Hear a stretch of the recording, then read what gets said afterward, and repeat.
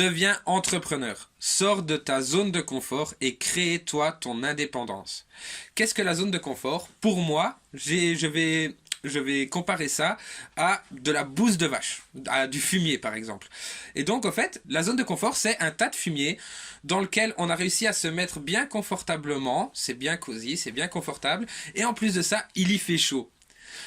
Pour moi, actuellement, quand on est salarié ou quand on est dans la difficulté financière avant de se lancer entrepreneur, donc, par exemple, quand on n'a pas encore été initié à l'éducation financière, à l'investissement et tout ce qui s'ensuit, on se contente de se mettre dans un tas de fumier, qui la plupart du temps on y a été mis par le système. On se met dans le tas de fumier et le système, si on est un bon élément, si on fait bien notre travail, il vient nous remettre du fumier chaud de temps en temps pour nous tenir chaud. Ce fumier peut, par exemple, selon moi, être comparé à l'argent-dette. Parce que depuis que depuis que la monnaie n'est plus indexée sur une quantité d'or, les banques peuvent imprimer en quantité quasi illimitée. C'est ce qui s'est produit il n'y a pas longtemps avec la Fed.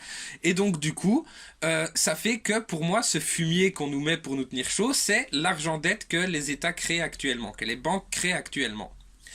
Ils nous tiennent avec ça, et si on ne suit pas les règles, ils peuvent à tout moment nous retirer le fumier dans lequel ils nous ont mis, et nous laisser sur la chape, au sol, sur le dur. C'est ça la zone de confort pour moi, c'est ce gros tas de fumier dans lequel le système nous a mis et qu'il essaye de nous tenir au chaud bien confortablement tant bien que mal. Le problème actuellement, c'est qu'on essaye tous de s'en sortir et de sortir de ce fumier dans lequel on a remarqué qu'on était embourbé. Et donc du coup, il faut passer par l'entrepreneuriat, par l'éducation financière, par l'investissement sur soi et dans les projets des autres pour se développer de manière responsable et solidaire. Et donc du coup, il faut sortir de sa zone de confort.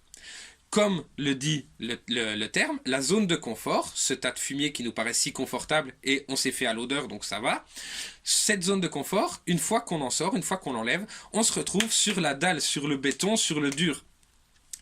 L'avantage qu'on va avoir ici, c'est que chaque chose qu'on va implémenter sur cette dalle de béton, ce sera notre propriété, ça nous appartient et c'est nous qui allons en bénéficier pour le reste du temps, on ne peut pas nous le retirer. Le fumier qu'on nous donne à profusion ou qu'un patron nous met un petit peu des avances, des crédits ou autre, tout ça, ça peut nous être retiré du jour au lendemain et on peut justement devoir en plus en contrepartie.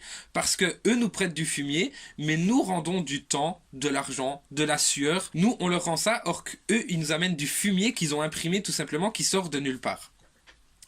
Sortir de sa zone de confort, c'est se retrouver à nu sur le béton, mais c'est aussi se créer tout ce qu'on possède.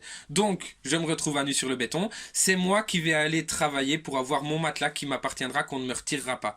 Ensuite, j'irai travailler pour me faire une couverture pour pouvoir mettre sur moi, avoir aussi chaud qu'avec du fumier sur moi. Je vais plus laisser les politiciens et le système me pisser dessus ou me mettre son fumier dessus pour me tenir chaud. J'aurai ma propre couette. Un peu après, je pourrai aller retravailler pour m'acheter un coussin et j'aurai enfin de quoi me retrouver à nouveau confortable dans la zone inconfortable qui était au préalable, à savoir la dalle de béton. Voilà donc pour moi ce que représente la zone de confort et ce que représente sortir de sa zone de confort.